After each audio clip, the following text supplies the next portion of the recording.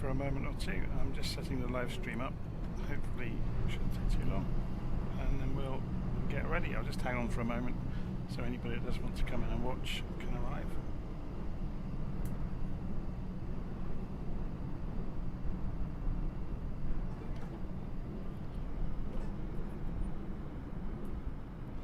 In fact, I wonder, it's probably worth plugging in the Xbox controller, isn't it? So I can show the airplane with the drone camera properly. Let's do that. I'm just unfurling the Xbox wire.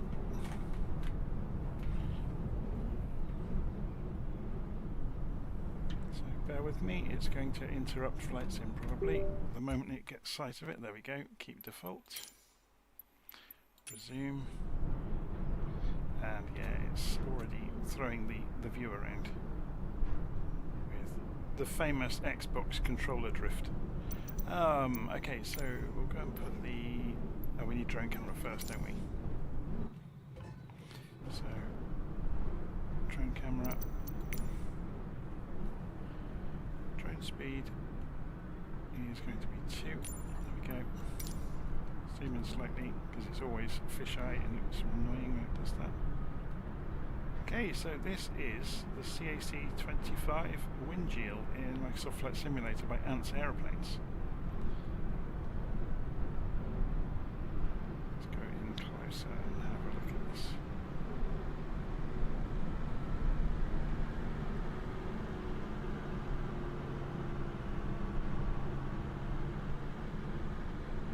It's an upgraded FSX aircraft. So it was originally developed for Flight Sim 10 or Flight Sim X, and it's been significantly upgraded and remodeled by Ants Aeroplanes for Flight Sim. So you can see, you know, the quality of the imagery and the textures is very, very good, and the 3D model is very good as well. So I'd never heard of this aeroplane before it became available in the Flight Simulator, so I think it's worth having a look at some of the information about it. It was used as a trainer in Australia from 1955 to 75 and continued to be used by the military right the way up till 1994 apparently for fire control purposes, so you know, for training people that would go on to fly the Pilatuses and things like that, which eventually took over from it. So, okay, so we've had a good look around the airplane. Let's go and go through the glass and have a look inside. It really is quite impressive inside. So just pop down through the glass.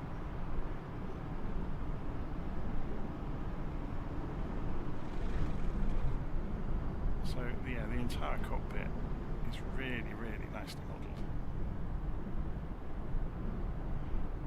You might say it's they've gone a little bit over the top.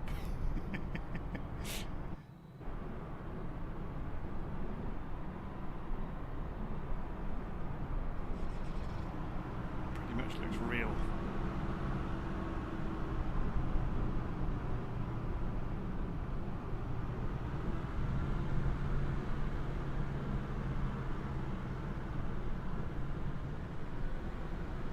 Everything you can see can be clicked and works basically.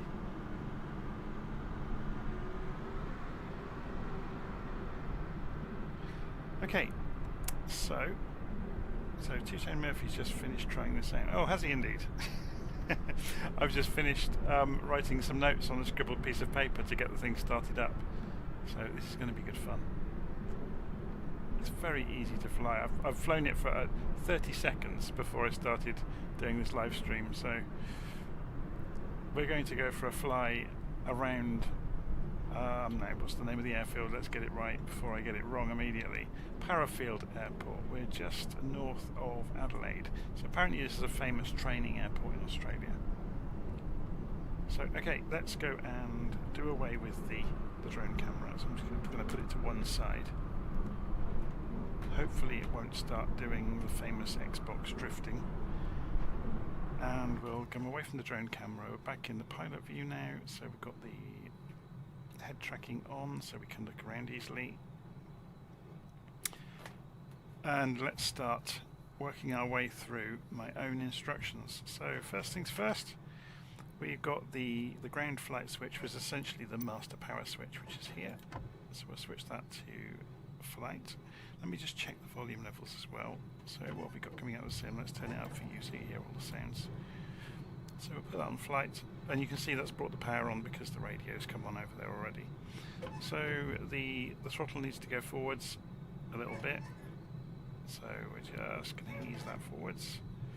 The propeller is the middle lever, and it's all the way forwards already. I've got a mixture here. I'll just check that it works. Yes, it does, and we're going to leave it on shut off at the moment. So we've got left UV, so we can go and turn lights on in the cockpit if we want them. We've got an accelerometer or G meter here. You can see it's not quite reset, so we'll reset that while we're here. Altimeter, we can press B to set the altimeter, so we'll do that, and it's hardly moved, so that's fine. It's just down here. And we can align the compass, press D, it just jiggled about 0.5 millimeter, so it was, by default, it was lined up with the risky compass, which is good. So cockpit lights, so they're in the middle over here, so we can go and turn on the cockpit lights. Obviously you can see that lighting up. It's quite dark outside still. It's getting lighter though. Then we do the ident lights, so sorry about looking down, it's me looking at my notes with the head tracking on. So we'll put the ident lights on steady, we'll turn the nav lights on, and then the gen field switch is down here. So that's the that will generate electricity basically. So then fuel cock, which is down here, and it's already on, which is good. I'm amazed it's on actually. But then I've got the realism. Okay, let's just explain something to you. I'm just going to pop the tablet open. I've got the engine realism on easy at the moment. So I imagine if you have it on hard, then things might be in default states that are, you know, a little bit more difficult. So I'm not sure. I'm not, don't know how that's going to work. It's just worth having a look through on here and see some of the options as well. So you've got pilot visibility, pilot type, passengers, GPS. So you can show and hide the GPS as a GPS unit. We're not going to be using it. Obviously the tablet itself, you click the red button to make it go away. You can control the various things around the canopy from the tablet, but you can also do it, you know, from the airplane itself. And it does make a difference with the sound. I already tried it, so we'll see that once the engine's running. So we've got left window, right window, windshield. You've got the option of having persistent oil and fuel, panel vibration. We'll see that in a moment. As soon as we start the engine, the whole thing will shake itself to pieces. External engine sound, so you can manipulate that. And you obviously got that realism. What else have we got? Wheel chocks, we can either apply them or remove them. Aileron trim and various engine doors. So if we go and open some of those to have a look before we get going.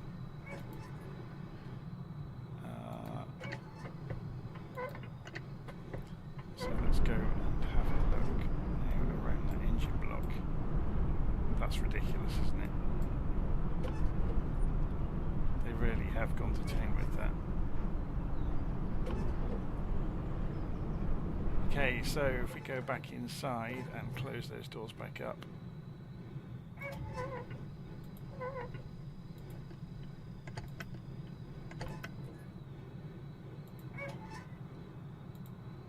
Okay, was there an order to that? Did I have to put the left and right in first? I think I did. Oh, sorry, I did have to put the top and bottom down and then close the sides.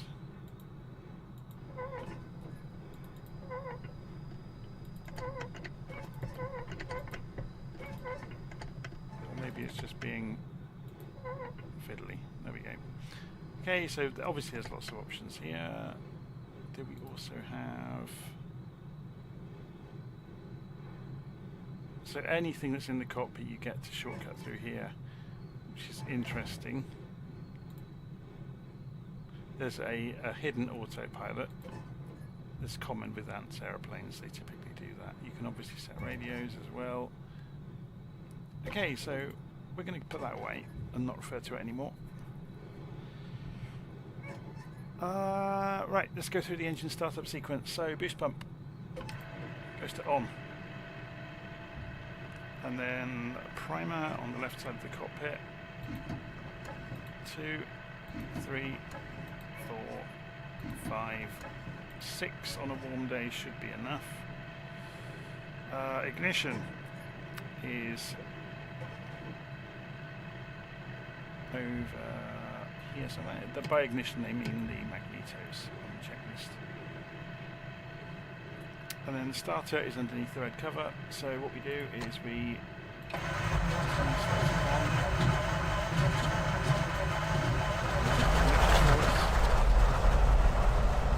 have the engine running. If you crack the window open you can hear a really nice engine noise going away. Now I'll leave the sound on because I'm choking it really quiet now, mate. This is really annoying.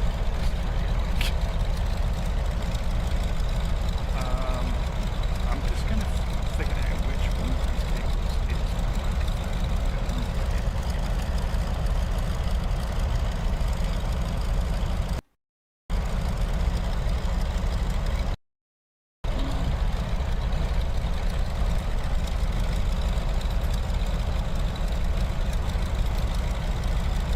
So is that better? Yeah. See, all I've done is unplug the USB, unplugged it back in, and suddenly I have volume.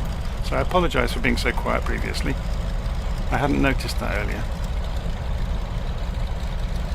Okay, so we've got the engine up running. The start switch switches itself off. I noticed that earlier. That might be because I'm on easy mode, I'm not sure. So once the engine's been running for a little while, you can turn off the boost pump. And we want to be running at 800 RPM, so we're just looking for that. It's over here. So during the run up, so we'll just leave it running at 800 to warm up. Obviously this counts for a lot more if you are running the engine on, you know, realism or high realism modes. Okay, boost pump, primer, ignition, starter, yeah, we've done that. We turn the boost back off. Gyros, which are down here, so gyro instruments. So once you've got the gyros on, you can uncage the attitude indicator. And we're getting there slowly. So carb air has to come back. Depends on the weather actually, but as well as the, so that can come back to filtered. And then taxi lights and the artificial horizon. So taxi lights are over here. We've done the artificial horizon or attitude indicator. So we're ready to taxi. Okay. So come off the parking brake. Put the flaps to take off position.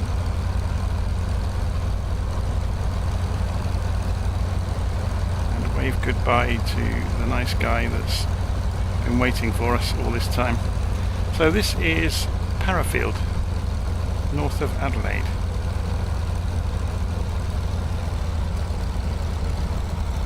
We go on to the correct track. So the first thing I've noticed is the turning circle isn't fantastic. So that's maximum turn rate on the tail wheel. So you have to use differential braking as well.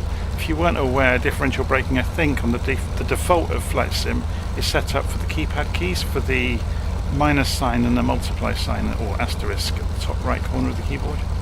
So that will brake left and right.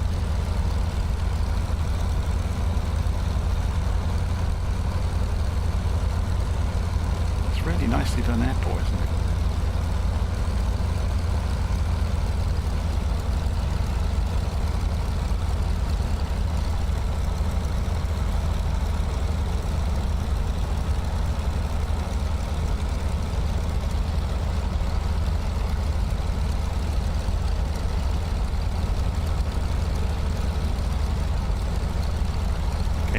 Not be charging around the airport quite so much, so let's try this braking trick out then. So we're going to open the throttle, hold the right brake and see if this works.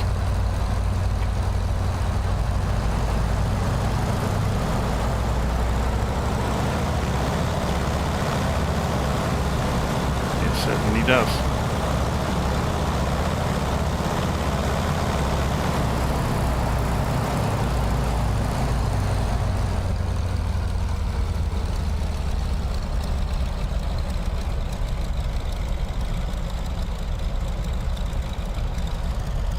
So I think we need to go right, left, right. So need to make this tight turn because the wind's coming out of the west, so we need to be taking the runway over here. Yeah, we're not going to make the turn look so.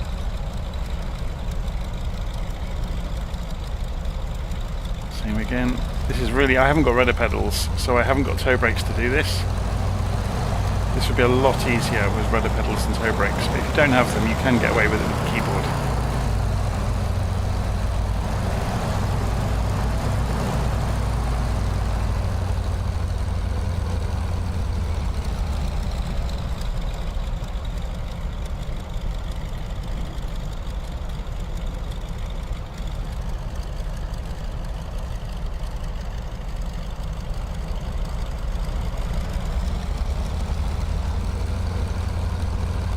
Okay, so I think we're more or less ready, so let's get ourselves straightened up in the cockpit.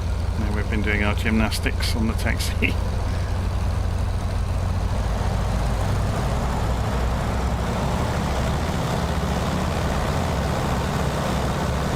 Okay, so it's fairly steady actually into the wind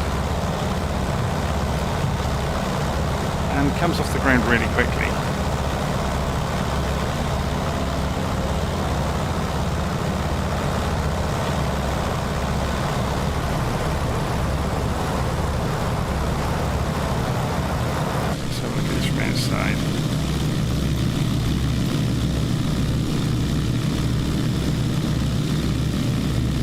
Suffers a little bit with the common problem with flight sim with lots of glass.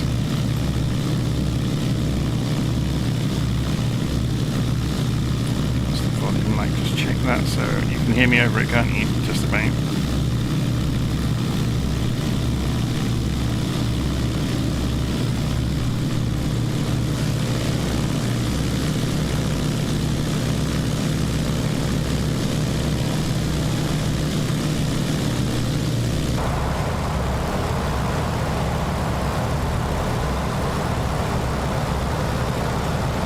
Let's close that window up so you can actually hear us. South you get a lot of wind noise but not much engine noise if you close the window, which is quite cool. I actually like hearing the engine though. I'm going to turn it down for you guys though so you can at least hear me a little bit over it.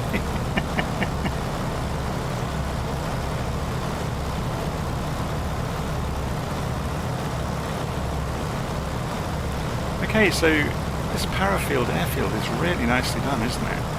And a lot of the incidental scenery has obviously had some work as well.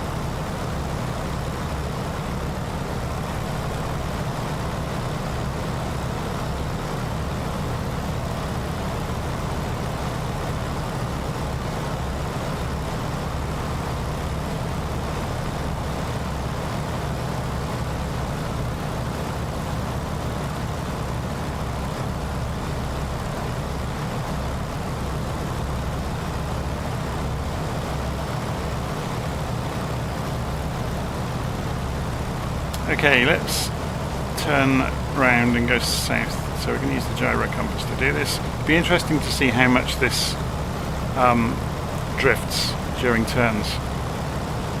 You know, how much you have to keep on top of it. So let's go down the coast a little way, go and explore some of Adelaide. So there's the city over there. I guess we could head directly for the city, couldn't we? Then maybe go into the hills and loop back round. Might be fun to do.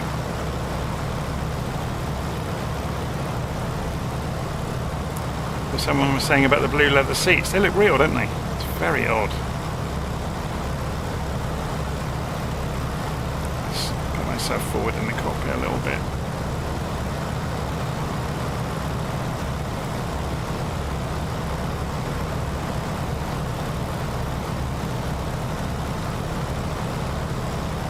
Okay, let's trim the airplane out of it.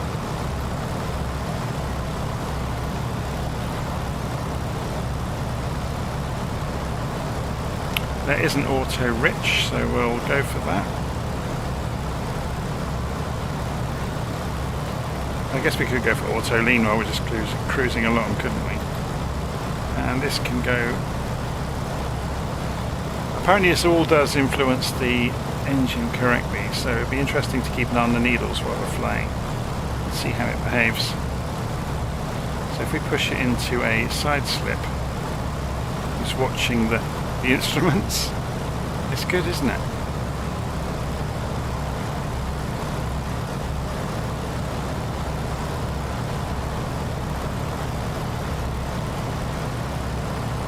Okay, let's just head for downtown Adelaide then.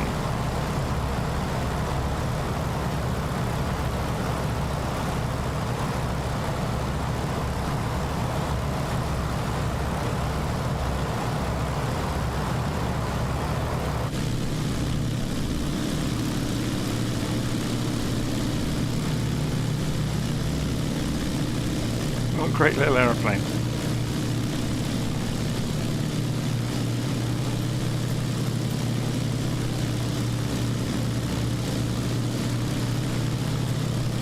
I love how detailed the cockpit is. It does look amazing, doesn't it?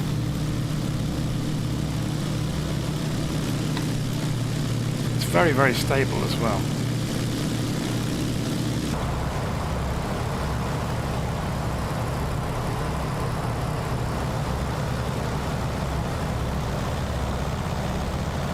So if we run the engine flat out, I'm just going to watch those oil temperatures and pressures and cylinder head temperature, see if it climbs and climbs. While we're flying along, just to try that out, let's go and put the tablet on. That's being a so-and-so, isn't it? Why can't I get that out during flight? I'm going to try that without the head tracking just for a moment.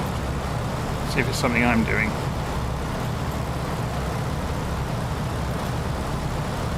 Yeah, maybe that's the head tracking having an influence on that.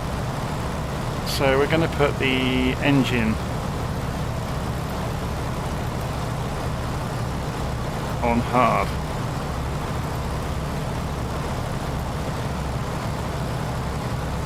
So let's put the head tracking back on and let's run the engine flat out and see what happens to the temperatures.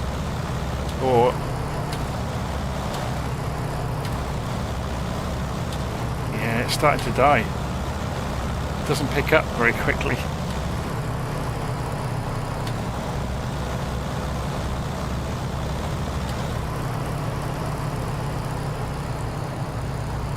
So can we stall it? No, it's not stall it, can we cause the engine to cut out? Obviously I didn't lean it too much there, but I was just wondering if running at idle, if the air hitting the blades would defeat it cutting out. I guess if we pulled the nose up we could, but we want to carry on the flight, don't we?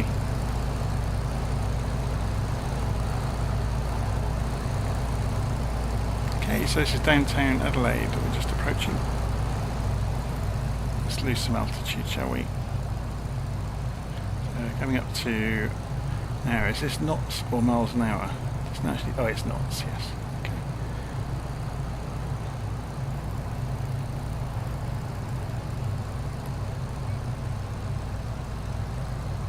Well, there's a cricket pitch.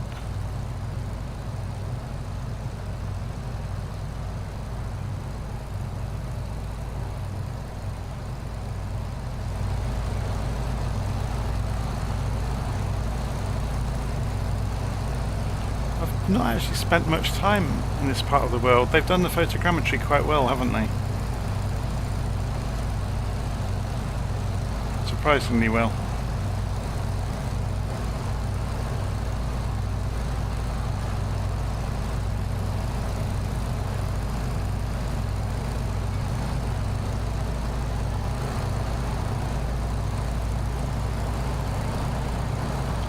So with the realistic engine on, it's taking a lot longer to pick up revs. You can see the RPM it's having some problems.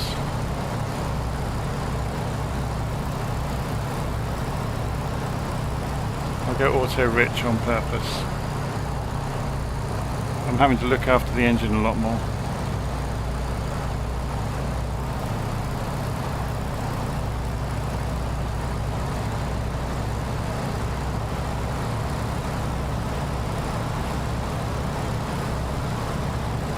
So running idle as I was descending actually caused the engine some problems. It took a while to kind of ease it back up to a high RPM. No doubt I'll get an essay written by somebody about exactly why, even though, you know, we kind of know why that happened.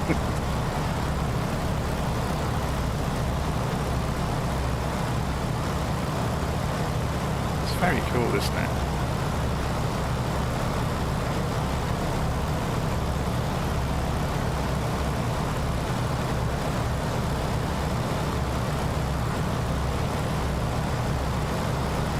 Okay, so let's head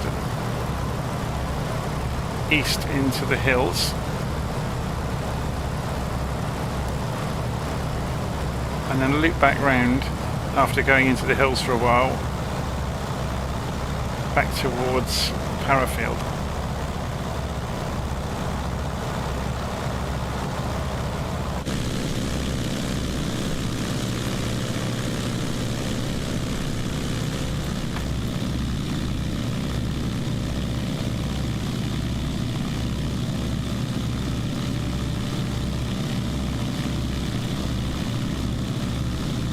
Great little aeroplane, isn't it? I'm really impressed with it, actually. And you can tell that it is an upgraded aircraft from FSX in some respects, but they've done it very, very well. It has been upgraded significantly.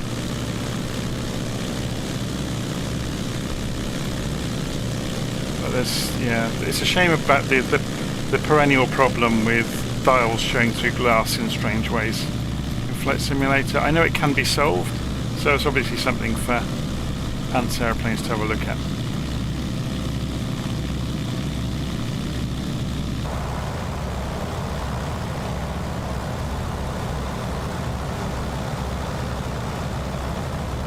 It's very cool though.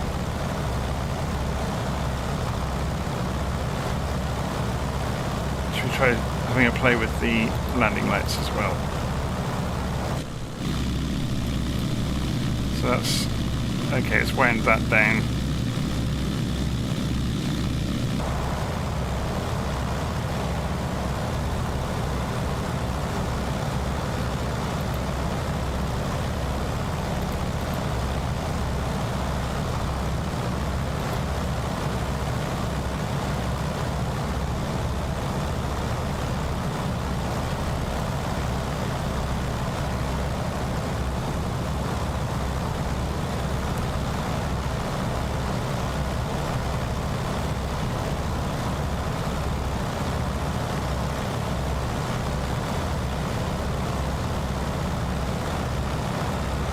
Wonder how much the houses cost up here then.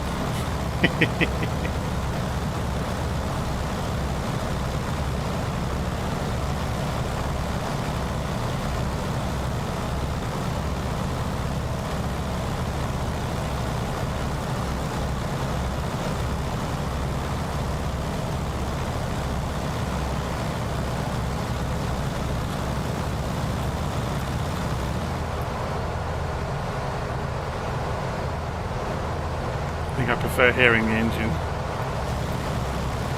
Obviously if you open it further, you deafen yourself.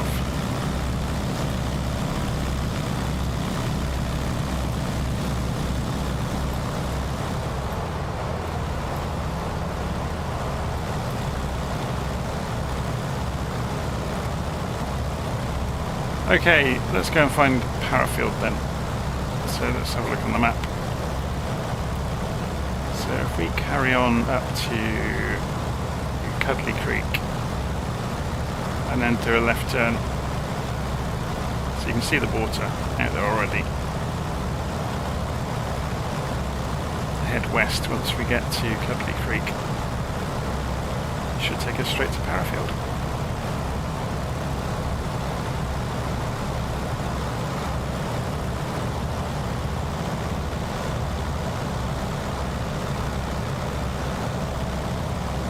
So let's try this then. So going absolutely flat out with a rich mixture. We're at 3,000 feet. Just trimming it out for level flight. So it's going to do about 135 knots by the look of it. Obviously that's going to blow the engine to pieces eventually.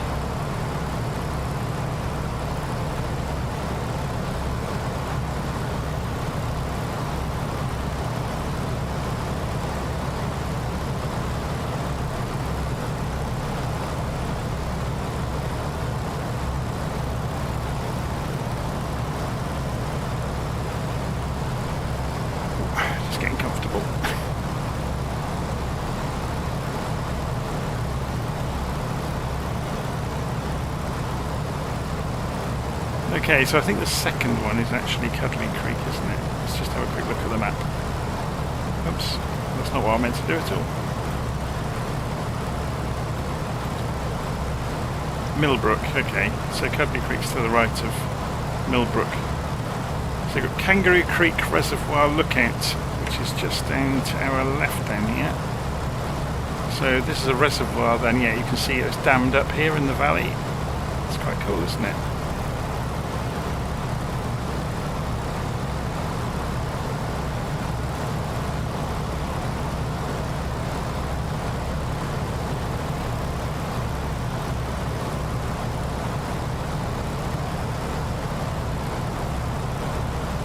So Cuddly Creek must be over here. So this is Millbrook then.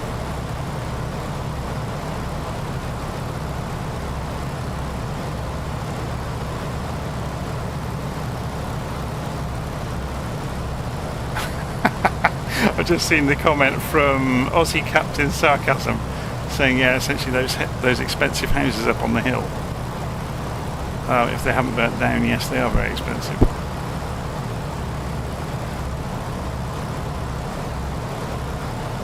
So there's the creek, and there's Millbrook down below us, and there's the water. So we're going to turn left now. So what angle do we actually want, or what heading do we want to fly at to get back? 275. So I think 330. Let's see if this is drifted then. So if I press D, yeah, they are drifted about 10 degrees during our various swooping turns.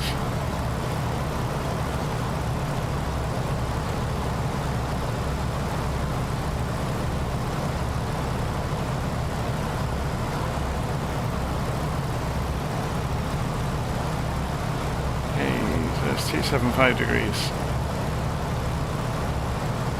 I just let go of the stick to see how stable it is. It's slowly rolling right, but only very, very gently. Obviously you can trim that down. So where's the controllers for the windscreen wipers then? Do they work? We haven't used pitot heat yet, but it's a lovely warm day, so we've got no real cause to use it. Screen wiper.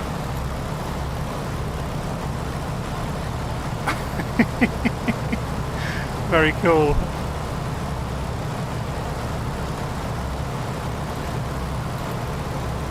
And they stay where you switch them off.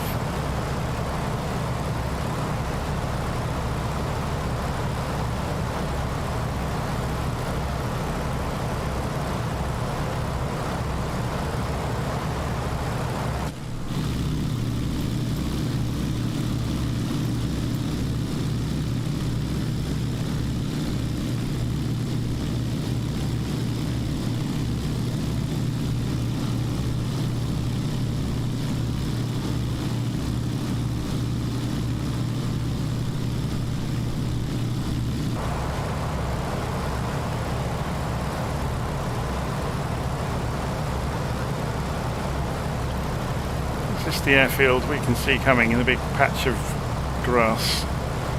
We'll soon Yeah, I think so. Starting to spawn in buildings, isn't it? We'll soon find out.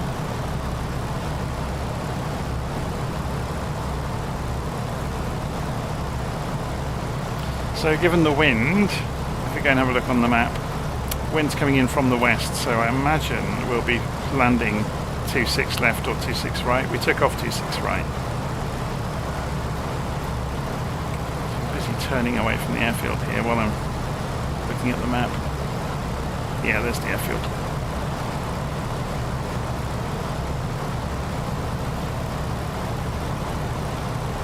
How's the engine doing? Let's have a quick look. Oil pressure seems very high. Oil temperature's a bit low. So that's going to be to do with managing the air, isn't it? So let's go for filtered air and see if that impacts it.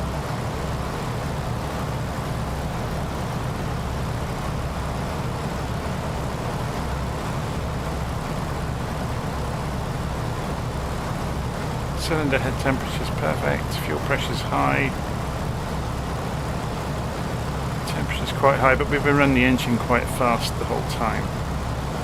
Got lots of fuel left. Okay, let's circle the airfield and have a look at it a bit more closely this time before we come in.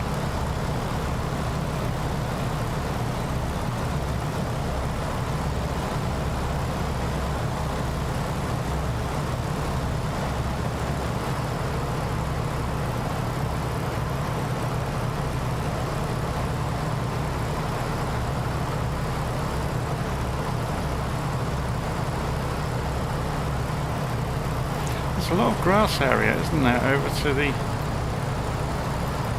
It's warning me that the internet can't keep up, or should I say the flight sim servers can't keep up.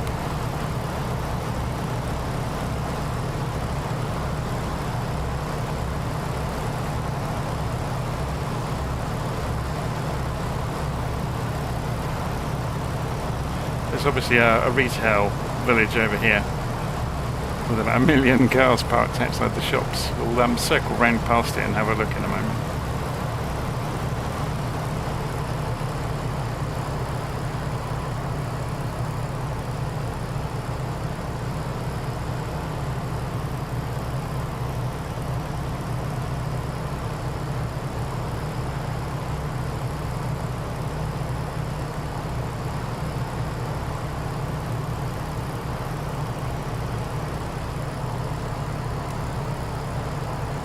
I wonder what's with all the houses on the airfield.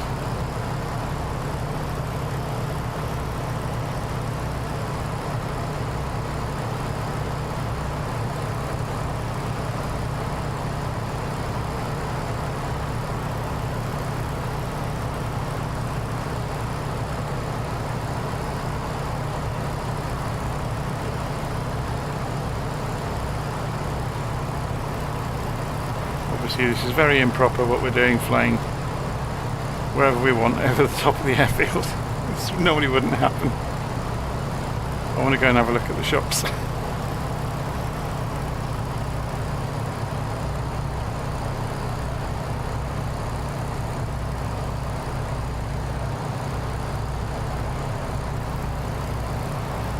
I think that is just the normal photogrammetry, isn't it?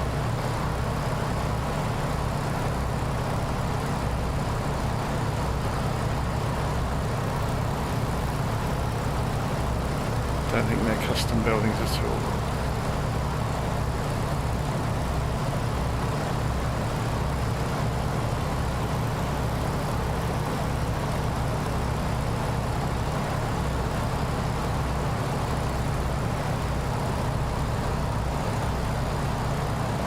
Okay. Whoa. Just dropped a wing. Okay, that tells us something straight away about the airplane then. Without flaps, it's quite sensitive to... That was coming into the wind as well. Let's try that out properly. Come up to altitude over the airfield. See, it climbs like crazy as soon as you give it enough power.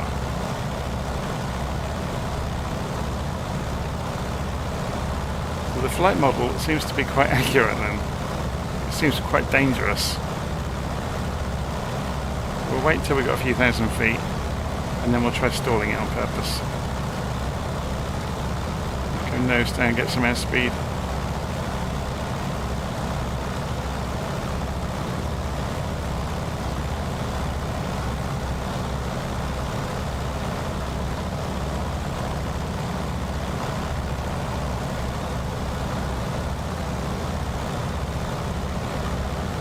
Okay, so let's try stalling in a straight line to begin with.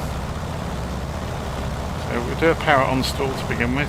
Just hold it nose up and it's dropped a wing.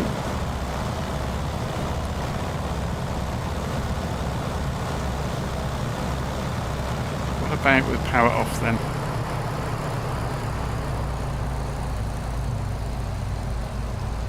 Slight nose up attitude, not too strong, and it wants to drop the left wing again. So it's not slipstream effect that's doing that. It's interesting. It just always chops the left wing.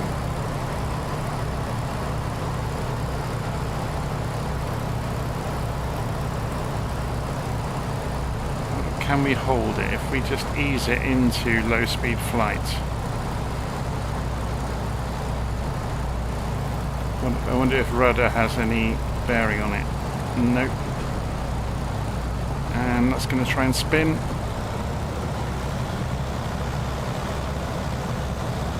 We're a bit low to be doing this really.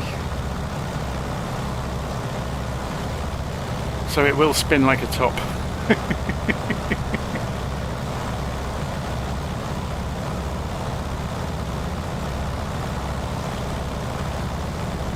Just saw it spin there and I thought we might have had our chips for a moment, but then normal spin recovery worked.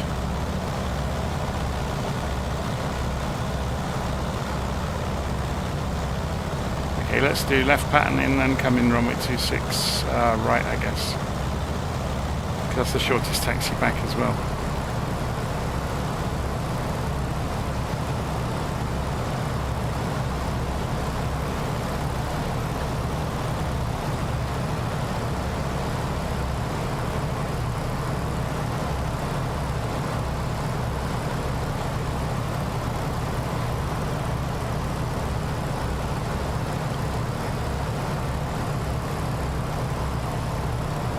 So 1,300 feet, let's drop to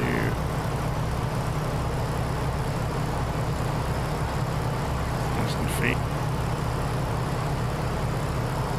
Good question actually, what is the airfield elevation of the airfield? I haven't checked it yet.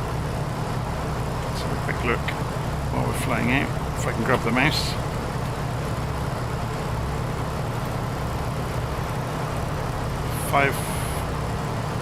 That's not the right details, so on 57 feet, okay.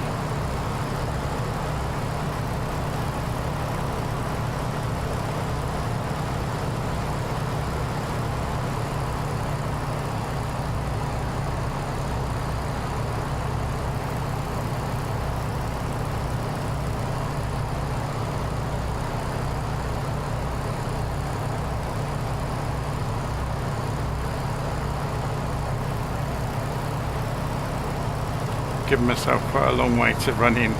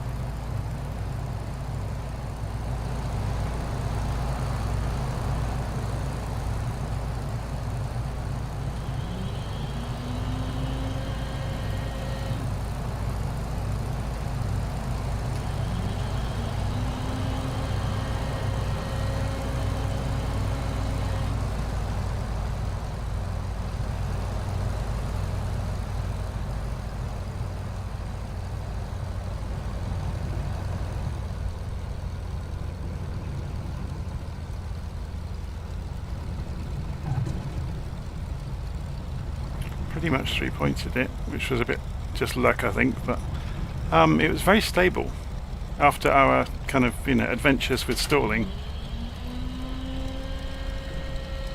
So remember, it's got a rubbish turning circle, so unless you have toe brakes. So we just prepare for that.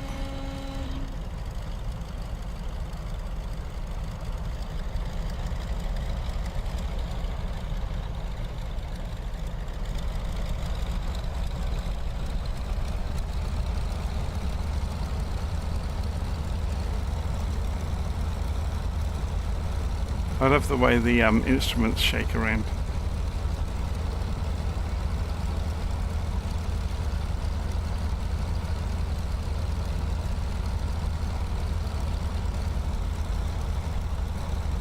So there we go. This is the... no, let me get the name of this right. The Winjeel. The CAC-25 Winjeel.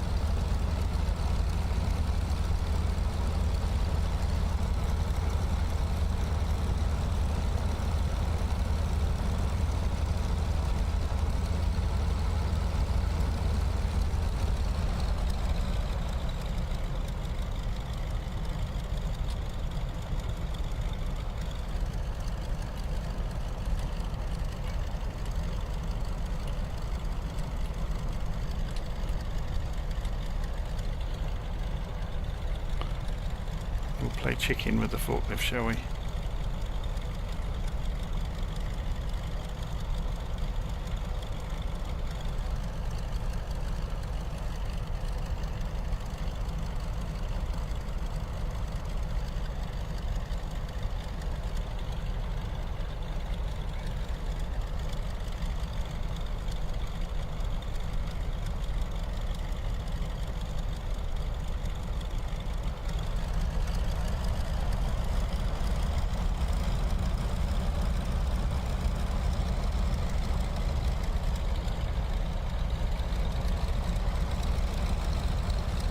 Just being nosy, really, having a look around the airfield.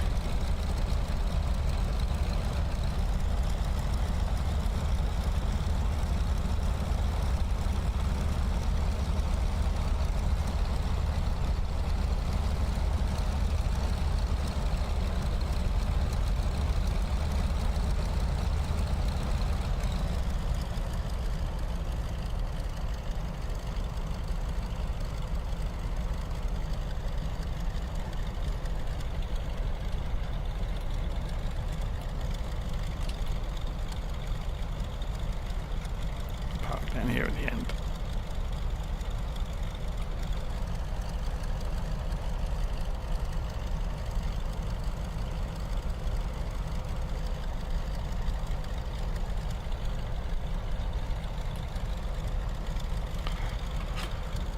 Okay, so if we pull the mixture, let's see what happens to the engine.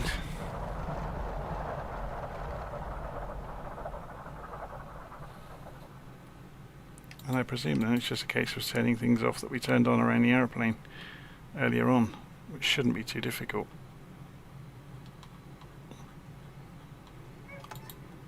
Oops. Except if you click on the wrong things. And I think that was on Ram Air to begin with. Turn the fuel off. We didn't play with any of this, did we? Emergency canopy release, so we can actually make the canopy open itself in short order, I guess. It's interesting that's still spinning. And we need to go back to ground over here, don't we? And did we? Yeah, we turned that on as well. Can we not? Oh, we just have to hold or roll the mouse on that. And those as well we turned on. I think that's about it. Okay. So there we go. What a great little aeroplane. Oh, that's the wind is blowing the is windmilling the propeller. That's quite interesting, isn't it? It is quite windy, mind. That's going some, isn't it? Anyway, I'm going to leave it there. Hopefully you enjoyed that. Should we go and put the drone camera on and go and have a nose around the airfield with it? So if I grab the Xbox controller and we turn the speed up on the drone camera, because we can shift ourselves into the air. Let's go and have a proper look around. So drone speed.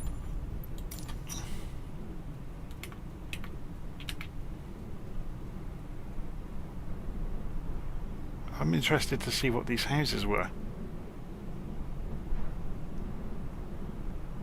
So is it a truck park? Yeah, there's various businesses then within the airfield. Tennis courts and caravans, I guess, or not mobile homes, but prefabs.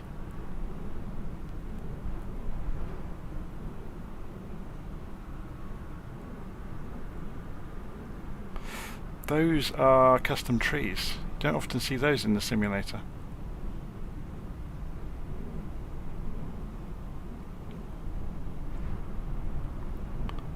Let's go and have a look at that tower that everybody was talking about. So have they modelled the inside of it? No, it's just an empty shell. Orbx tend to be very good about that. They don't go over the top, which means you get very good frame rates. Whereas some of the other scenery developers, go completely off the deep end and have people sat everywhere in the cafes, and before you know it, you're down to about 20 frames a second. It's very cool though, isn't it? Because you could imagine standing on the balcony here, if I can put it correctly. Of course, I've sped up the there you go. I've sped up the drone camera, haven't I? It's very cool. Look out over the airfield.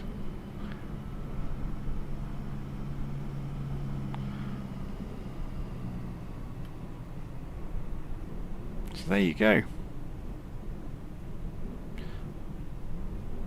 So that's Parafield Airfield, just north of... Oh, here we go, we're getting a warning again. Ignore the warning about the photogrammetry. Parafield Airfield, just north of Adelaide. You see the city out there, start to rain.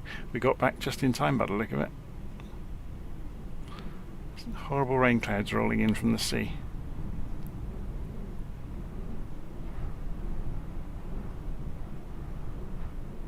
So hopefully you enjoyed that. And I'll see you again soon.